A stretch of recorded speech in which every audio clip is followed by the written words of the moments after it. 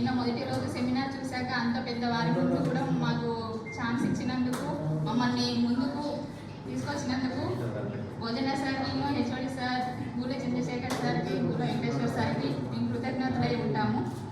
నా పేరు జక్కని తేజస్విని. నేను ఈ నేషనల్ సెమినార్ టాపిక్లో వచ్చేసి కుల పురాణం గురించి చెప్పాలనుకుంటున్నాను. అందులో పద్మశాలి పురాణం గురించి నేను తీసుకున్నాను. అసలు కులం అని అనుకుంటే కులం అనేది ఎక్కడి నుంచి వచ్చిందంటే ఫస్ట్ కులం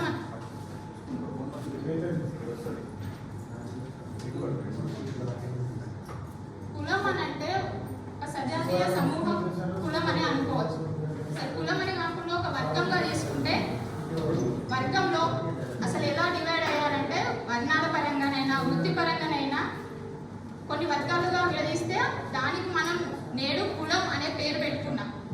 కులాలలో అసలు కుల పురాణాలు ఉంటాయి. ఆ కుల పురాణాలు ఎలా వచ్చాయంటే ఆ కులంలో ఉన్న కల్చర్స్ గురించి, పెద్దల గురించి, వాళ్ళ వంశవృక్షం గురించి చెప్పుకోవడం వల్ల కుల పురాణాలు అనేవి వచ్చాయి.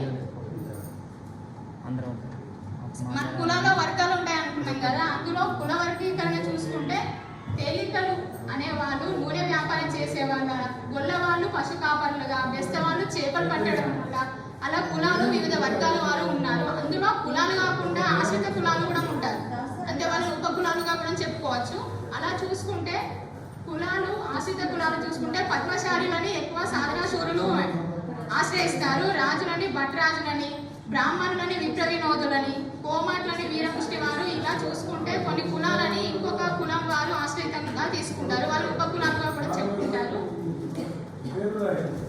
వీరి పద్మశాలిల కుల పురాణం చూసుకుంటే మనం వీరు మూల పురుషుడు భృగు మహర్షి, ఇతని భార్య ఖ్యాతిదేవి. వీరికి దాత, విధాత అనే ఇద్దరు కుమారులు అండ్ శ్రీ అనే కూతురు కూడా పుడుతుంది. వీళ్ళకి శ్రీ అనే మహావిష్ణువుకి ఇచ్చి, దాతని ఆయతికి ఇచ్చి, విధాతకి నియతిని ఇచ్చి వివాహం జరిపిస్తారు.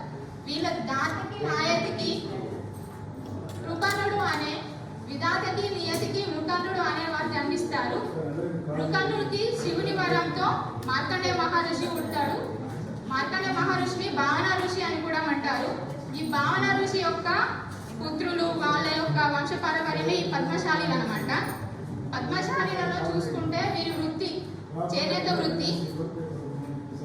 అసలు ఈ పద్మశాలీలకు చేనేత వృత్తి అనేది ఎలా ఉంటుందంటే, కాలుడు అనే రాక్షసుడు పూర్వము ఈ చేనేత వస్త్ర విద్యను అనేది అపహరించిపోతా ఉంటే భావన ఋషి కాలుని చంపి అతని యొక్క వస్త్ర విద్యను మళ్ళీ తిరిగి తీసుకొస్తాడు. ఆ రకంగా భావన ఋషి మొదటిసారిగా మగ్గం కనుక్కొని వస్త్రం నేయడం వల్ల ఈరోజు మనం బాణాలన్నీ కాపాడుకున్న వాళ్ళం అవుతాం. అందుకే వీళ్ళ యొక్క ఈ చేనేత వృత్తి అనేది ఈనాడు దేశంలోనే కాకుండా ప్రపంచవ్యాప్తంగా ప్రఖ్యాతి చెందింది.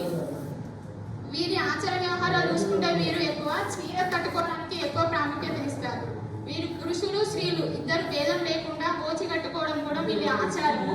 వీళ్ళలో ఆచార వ్యవహారాల్లో ఆర్య ద్రావిడ రెండు ఫంక్షన్స్ కనబడతాయి. వీళ్ళు సనాతన బ్రాహ్మణులుగా కూడా చెప్పుకుంటారు. వీళ్ళకు బ్రాహ్మణులతో సమానంగా జంద్ర ధారణ అండ్ జంద్రం అంటే యజ్ఞోపవిత ధారణ అండ్ ఉపనయన సంస్కారం కూడా ఉంటుంది. వీళ్ళు మొదట్లో శాకాహారులుగానే ఉండేవారు, కానీ 11వ శతాబ్దం తర్వాత వీళ్ళు కూడా మాంసం తినడం స్టార్ట్ చేశారు. అందుకే వీళ్ళ సనాతన బ్రాహ్మణత్వం అనేది రాను రాను కనుమరుగైపోతున్నది.